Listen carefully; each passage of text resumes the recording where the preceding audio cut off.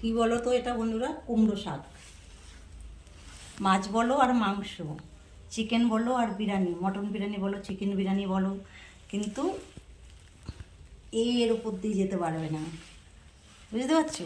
বাজারে গিয়েছিলাম তো পাশে একটা মাঠের মধ্যে, মাঠের পাশ দিয়েই যাই, তো হয়তো কুমড়োর দানা পড়েছিল, সেই মাঠের মধ্যে হয়েছিল, তো আমার চোখে পড়ে গেল, আমি কেটে নিয়ে আসলাম। একদম টাটকা টাটকা, কতটা দেখো কি সুন্দর, একদম কচি ডগাটা। তা ওরকম মাঠের মধ্যে অনেকেই সবজির খোসা ফেলে, তো আমাদের ওই বাড়ির কাছেই মাঠটার মধ্যে অনেকে সবজির খোসা ফেলে, আর লাউয়ের ডগা, কুমড়োর ডগা এরকম ওই খোসা থেকেই হয়। তো কতটা সুন্দর দেখো, একদম করে কি বলবো, একদম লকলক করছে ডগাগুলো। আমি দেখে নিয়ে আসলাম। মাছ মাংসর থেকে আমার এরকম শাক পাতা হলে আমার ভীষণ ভালো লাগে। আর আমি তো বাজারে যাচ্ছিলাম, আসার সময় এটাকে কেটে নিয়ে আসলাম। এই যে কাপড় তুলে নেমে গেছিলাম, ওখানে আবার একটু জল জল মতন আছে, তো অনেকটা জঙ্গল। তো শাক দেখেছি, নেমে পড়েছি, কেটে নিয়ে চলে এসেছি শাকটা, কুমড়ো শাকটা। এটা জ্যান্ত মাছ দিয়ে খুব ভালো লাগবে খেতে, কারণ একদম কচি শাক, তো কচি শাক এরকম মাছ দিয়ে খেতে খুব ভালো লাগে। আবার বেগুন দিয়ে, আলু বেগুন দিয়ে করলেও ভালো লাগে, কিন্তু মাছটা দিয়ে করলেই বেশি ভালো হবে।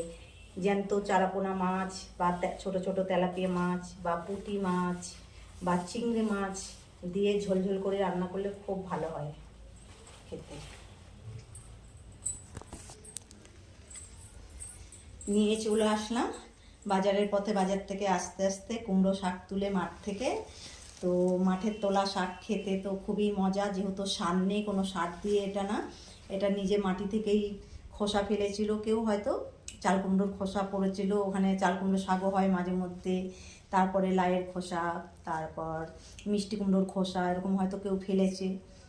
আশেপাশে বাড়িতে হয়তো সবজির খোসা টোসা ফেলে, ওখান থেকেই হয়েছিল এই শাকটা। দেখো কতটা কচি, কতটা লোভনীয়। তো এরকম আমার মতন শাক শাক খেতে কে কে ভালোবাসো, অবশ্যই বন্ধুরা কমেন্ট করে জানিও।